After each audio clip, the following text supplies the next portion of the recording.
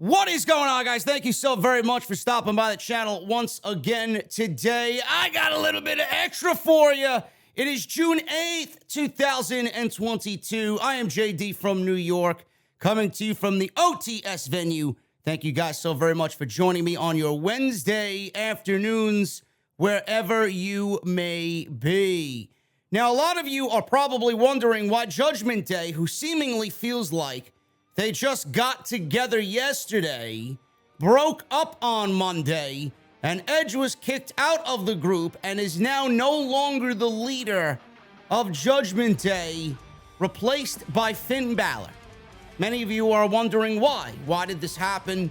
Was this the right move? Is this a move that WWE made because Cody Rhodes went down with an injury and will be out the rest of the year? I have the ridiculous reasoning behind why Judgment Day was on Raw kicking out Edge and what this means for the group and its future. Also, I have news on more WWE releases coming possibly very soon. I know we on the podcast here have been teasing several of the WWE superstars who are not actively being used right now in the right way. Those superstars could potentially be on the list. What new information is out there about more WWE releases coming in possibly the next couple of weeks? All this plus so much more right here on today's OTS Extra. Follow me on social media at JD from NY206. That's Twitter and Instagram. Make sure you guys hit that subscribe button down below. Turn on the bell for all notifications, and make sure you guys go check out the Monday Night Raw post show that we did on Monday. If you guys want to go check that out, it is live on the homepage right now. On top of that, the Hell in a Cell coverage that we did Sunday night. Everything you guys need is on the homepage right now. And let's try for 1,000 likes. 1,000 likes minimum on today's OTS Extra. Edge. Edge was not on board with future plans for his Judgment Day stable. Now, on Monday, as you guys might have seen, I mean, let's be real, who's watching Monday Night Raw?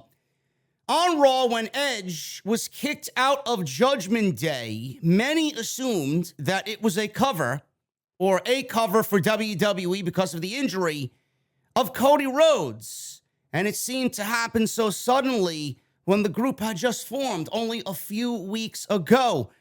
There was also talk that perhaps this was a reaction to WWE realizing that they will be out of the game as far as Cody Rhodes is concerned on Raw. Cody Rhodes' injury, and WWE right now without Cody Rhodes needs a top babyface at the top of the card while he's out rehabbing his injuries. It turns out that none of those were the reasons why Edge was booted out of the group, as this report comes from Fightful Select. Fightful reports that WWE wanted the Judgment Day to have supernatural elements, and Edge was opposed to that. Just a few weeks back, Edge even clapped back at fans who compared him to The Undertaker, who did have supernatural elements to his character. Now, you guys also made the assumption that it looked very similar and felt very similar to AEW's House of Black, led by Malachi Black. Even so much that Brody King, one of the members of the House of Black, went on social media and said that the Judgment Day is a group that you'd find on Wish.com because of the similarities that they had to the House of Black. Fightful reported that there was talk about the group taking on the supernatural route and Edge not being on board with that. And word emerged on Monday afternoon about a big shift happening with Finn Balor taking Edge's spot as the leader of Judgment Day. Although word got out in the afternoon, the word about Balor joining the group came about a week prior, and things were already in motion for Balor to turn heel.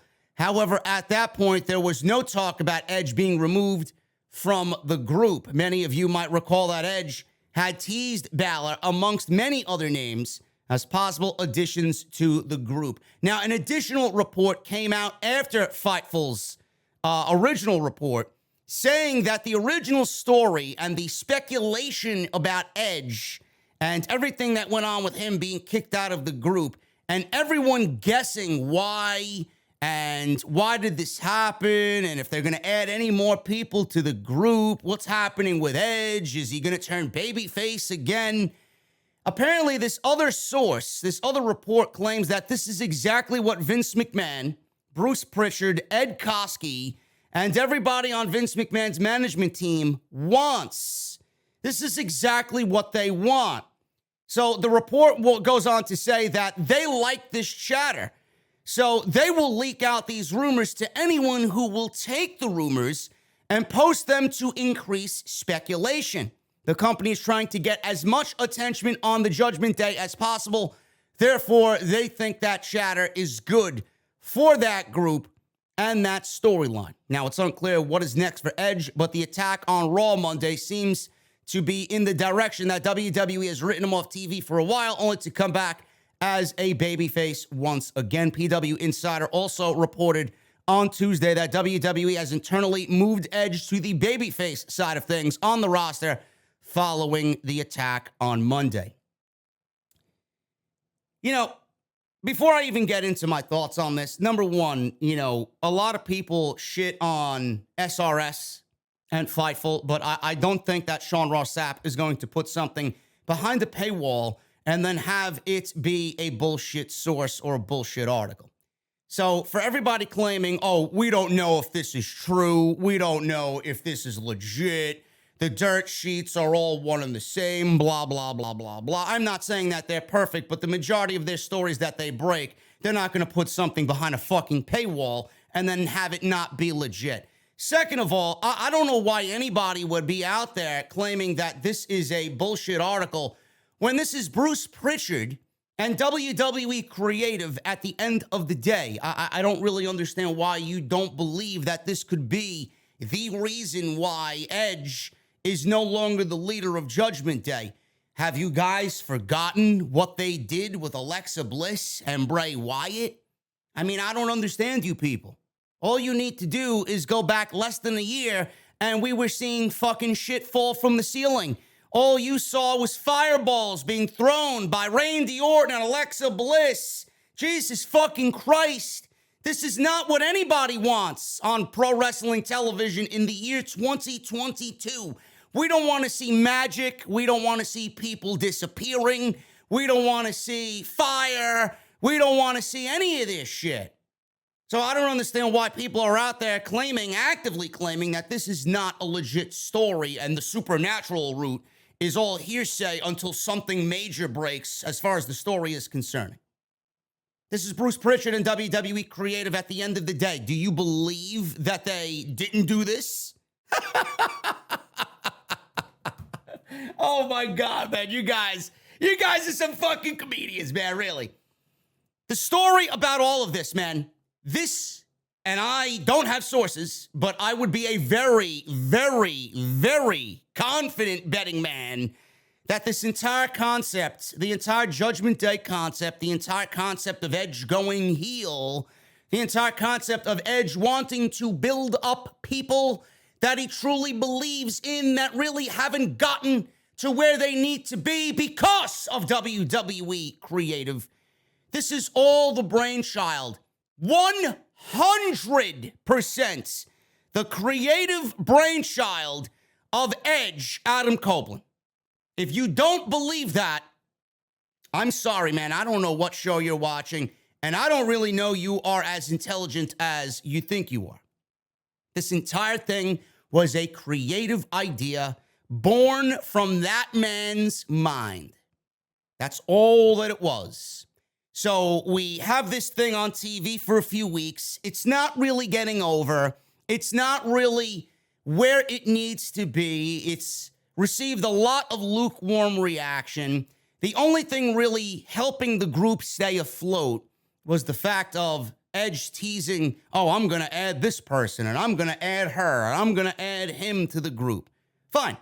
It was good for the time that it was, but it really never got over to a point where you have Edge as the leader, and it's where it is. It's very lukewarm. It never really got to a high level with a leader such as Edge leading the group.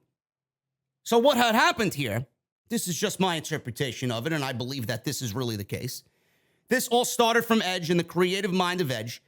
As the weeks went on, and WWE saw that Edge was adding Rhea Ripley and Damian Priest, WWE decided to take this, and I mean WWE, Vince McMahon and Bruce Prichard, decided to take this into their own hands, and they wanted to put their own stamp of approval on it. They wanted to put their own DNA all over it. They wanted to add the salt and pepper and the spices to the fucking Sunday pasta sauce, analogy. That's exactly what they wanted to do.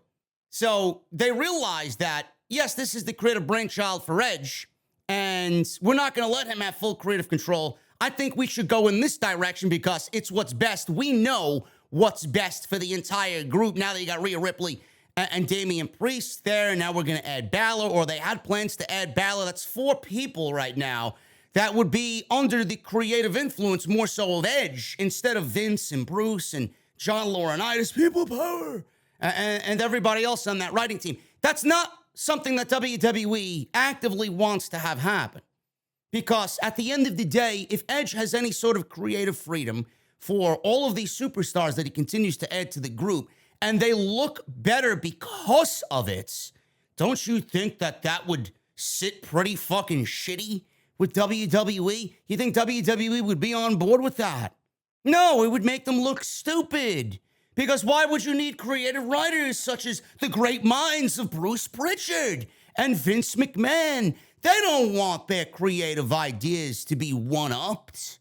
So they took more and more and more as the weeks went on, creative control over the gimmick, and for whatever reason, they wanted to add a supernatural element to the group, and Ed said, well, that's not in the original plan, that's not one of my original ideas. I think I don't want to be a part of this anymore. So what they did, and I'm sure he had a lot to do with it, he wrote himself out of the fucking group because WWE had just sunk their fucking claws into it so deep that he said, well, you did it this much, I don't want to be here anymore.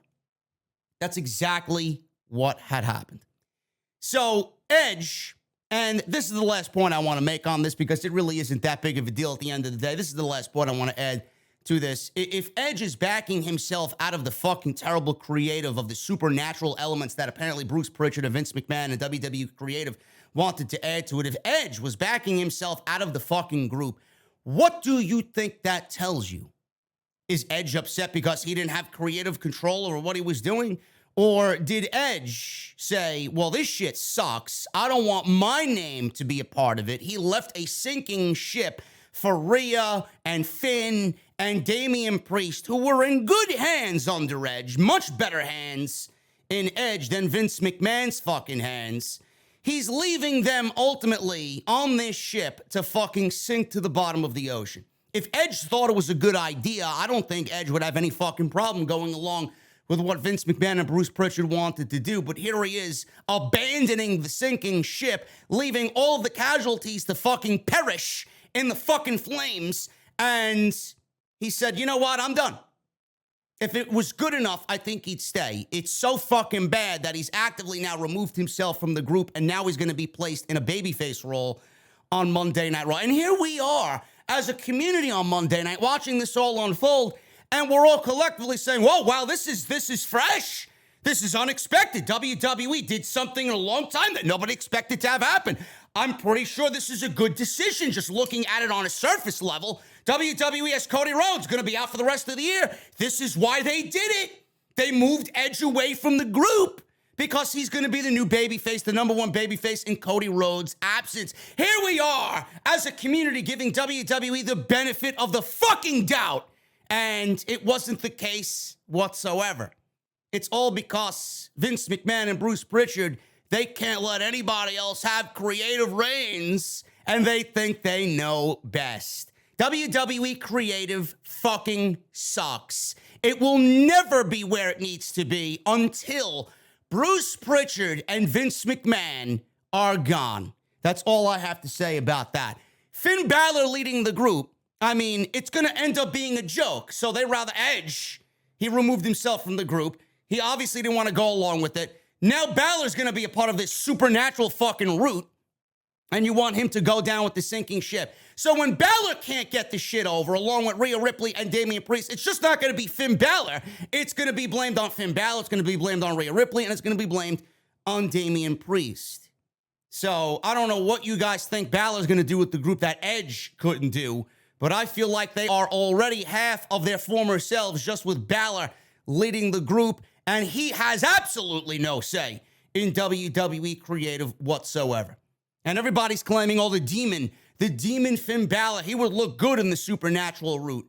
I don't want to see the demon on Monday Night Raw. The demon fit in NXT. The demon really didn't have any supernatural elements to it in NXT. Triple H took the demon and made it into an adult-like character. It was just Finn Balor in fucking face paint, upping up the intensity of his character. It never had smoke. It never had fucking magic. It never had fucking fireballs. It never had fucking devilish fucking creatures rising up from the depths of hell. Give me a fucking break here. So what are we going to get? We're going to get Finn Balor as the demon leading the fucking Judgment Day, and they're going to ruin not only Finn Balor, Rhea Ripley, and Damian Priest, but they're going to shit all over the remaining fucking praise that the demon had when Balor had the demon character all those years ago. So they're gonna kill the demon, can't even fucking speak, the demon actively on WWE television as a part of Judgment Day. Great. This shit is a fucking sinking ship, if you ask me. So the entire situation was Edge didn't agree with it. They want to add supernatural spooky elements to it. He said, fuck off, I want out. And that's exactly what had happened here on Monday Night Raw. Sucks, man. It was a great concept that clearly WWE had no plans for, and now it's all theirs, and Edge is going to go on to be a babyface when he does return, and actively, we could see Edge kill off the entire fucking group one by one. And here we thought, again, it was going to be great for Rhea Ripley to turn heel and this and that, and Damian Priest was going to have a right role on TV. Now it's all seemingly, everything we saw was a complete waste of time. WWE superstar Mustafa Ali is once again back on Main Events. He says this on Twitter: Main Event Mustafa returns this week on Hulu. Hashtag Main Events. Now, Ali had been working with Austin Theory in a very, very, I would say, C, D, E, F, G, Humberto level storyline. He worked Monday's taping against TBar on Main Event after losing on Sunday to Austin Theory for the United States Championship. This past January, Ali went public with his discrepancies against the company and requested to be released via a statement, but the company never intended to give him his release ever. Prior to that, Ali had not been seen on WWE television since before the Survivor Series in November. Now, WWE, if you guys remember, did have plans for him to start a New America storyline where Ali talked about being stereotyped, but the idea was nixed. There was reportedly something pitched to him that he wasn't adamant about doing. According to sources, Vince McMahon pitched him a gimmick, and it led to him having a heated argument with Vince McMahon, ultimately being removed from TV and then asking for his release in January. This past April, Ali made his return to WWE TV on an episode of Raw, where he interrupted Miz TV and featured the United States champion, Austin Theory. So what I don't understand, and I don't want to spend too much time on Ali, if he's back on Main Event, where the jobbers usually dwell and the people at WWE are about to release dwell, if he's back on Main Event after being brought back to TV in April to feud with the United States Championship, I'm still waiting on these plans that all the dirt sheets and all the check marks on social media, according to them, WWE had plans for Ali. Where are these plans? Were the plans all going to lead to Main Event? I'm sure they were.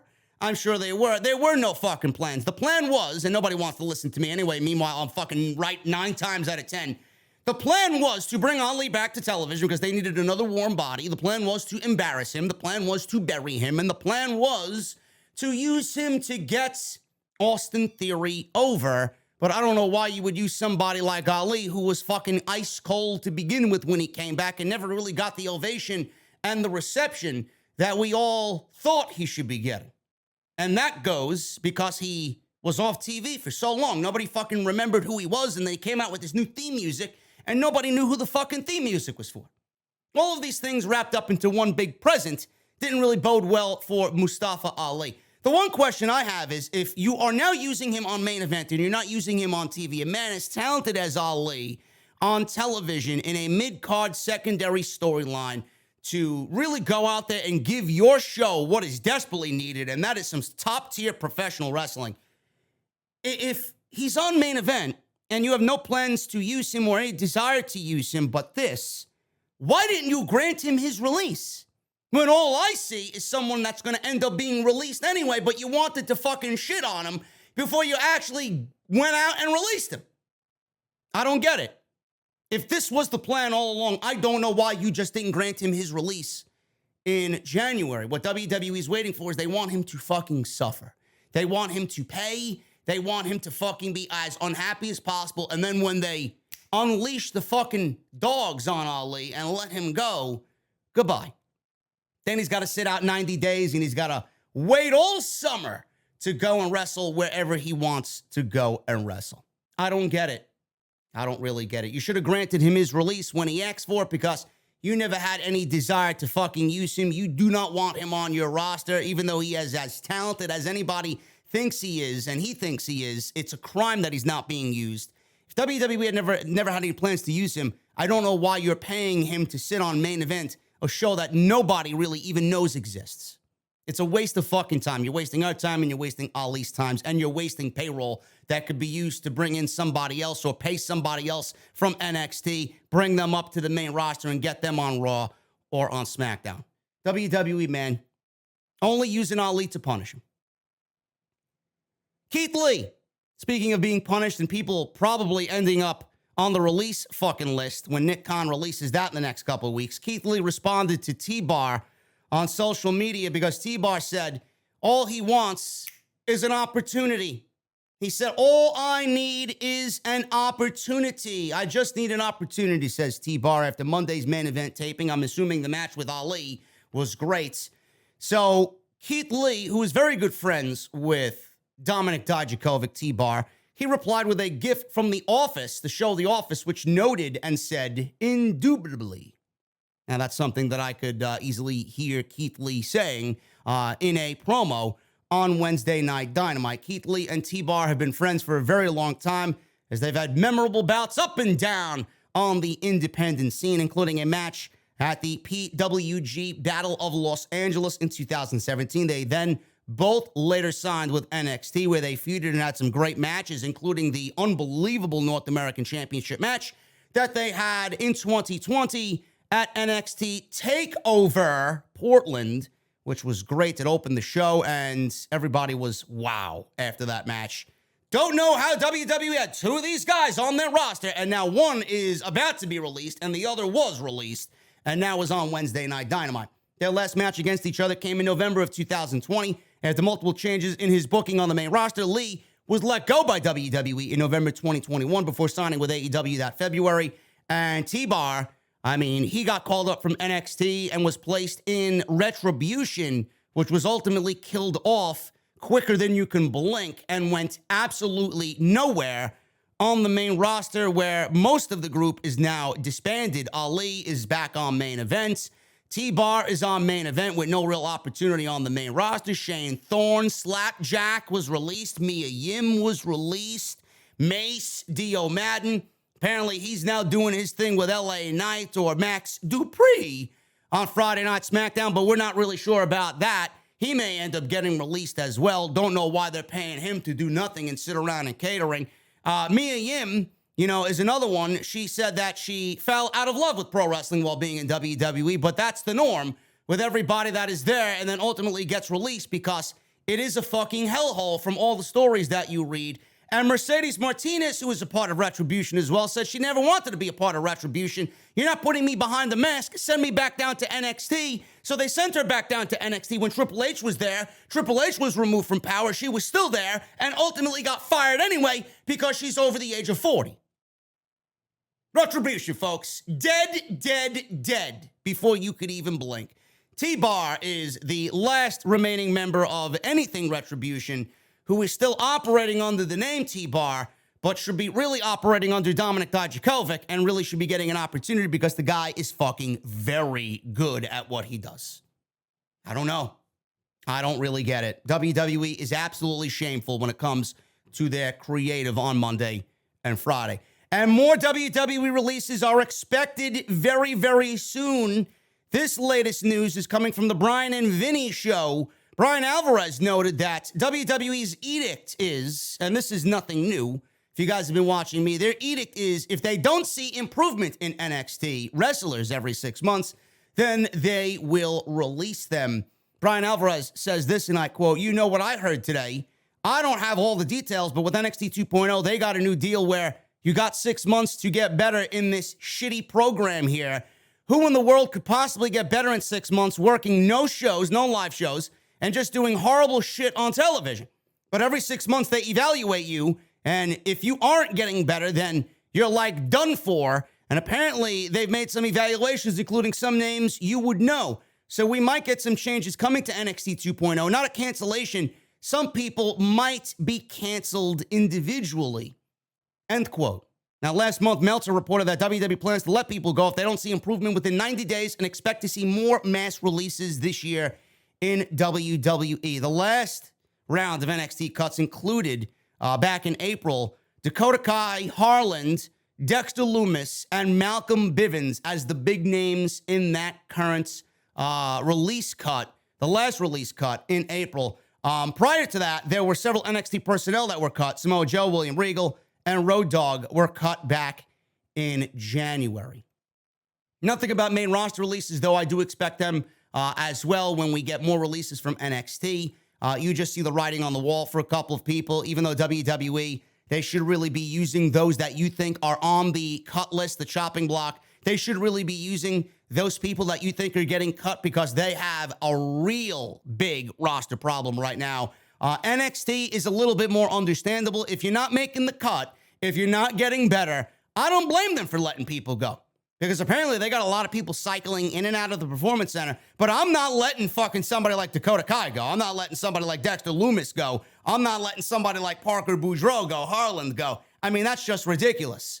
You know, people like Zion Quinn, who I see on TV every other fucking week, not getting better. Somebody like that's got to go. Lash Legend is fucking atrocious. Why she's still there is mind-boggling to me. Somebody like that should be let go. Not all the women that you saw in the breakout tournament are going to really cut it on television as well. So some of those women may end up getting the cut as well. I could see a lot of these names being from the Performance Center training. They're not really grabbing on to what needs to be done, and WWE lets them go. On the main roster, like I said, I could see TBar go, I could see Xia Li go, I could see Shotzi Blackheart go, even though they need women and they refuse to push new women on the main roster that are not named Bianca Belair and Becky Lynch and Charlotte Flair. I could see a bunch of people. I could see Ali go. A lot of different people I could see go. So it's going to happen. We just don't know when. A lot of people took this report and claimed, oh my God, it's doomsday again, all over again. Releases are coming, releases. Yes, they are coming.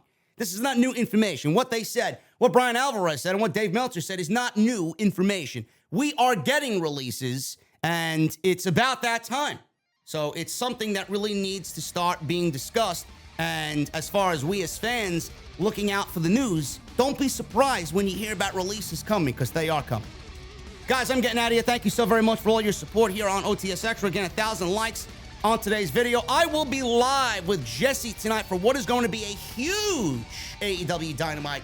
We are going to find out who the #1 contender is for the interim AEW World Championship, as CM Punk has a broken foot, out 4 to 6 weeks right now. Could be longer. He will be missing Forbidden Door, so we will be getting at least one half of the Forbidden Door AEW Interim World Championship match tonight on AEW Dynamite. Will it be Jon Moxley? Will it be the winner of the Battle Royal, whoever that is? I don't know. It's going to be a very interesting situation, but what if MJF wins tonight and goes on to Forbidden Door and is challenging for the interim AEW World Heavyweight Championship? Could we see Maxwell Jacob Friedman tonight? It's going to be a very big night, guys, so join me and Jesse live on Wednesday night on YouTube in the OTS venue. So I will see you guys later tonight. Hit that thumbs up, hit that subscribe button, and I'll see you guys live tonight, as always, on Wednesday night on Off the Script. I'll see you guys later.